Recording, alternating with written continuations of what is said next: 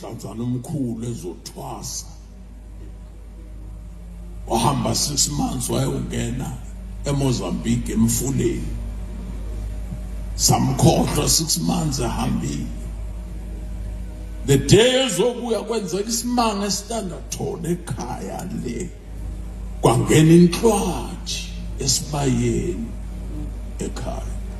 Izwe lakithi akusizwe leinhlwathi engakanani yona inyosi akhipha izagila zama ukuyigijimisa. Ugogo wasivimba wathi yekeleni, mhlambe sitshela ukuthi uJazi uyabuya namhlanje.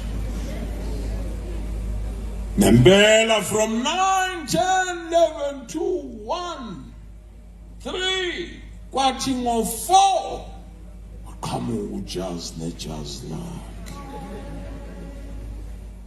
Mkhulu wami uJazi, umzulu kaJazi mina. Kwakuyinyanga enkulu kabi esivumela siye ethendeni kodwa yena engayi. But that day ngithi yes to Jesus. Kwenzeka isimanga. Athi sibuyele ekhaya umkhulu wabevale wonke amagate ngamageda. Samemeza vulani bogumbi bo sesifikile. Wakhuluma izwi engeke ngilikhohlwe. Wathi sebangitshelile. Esho lemilozi yakhe.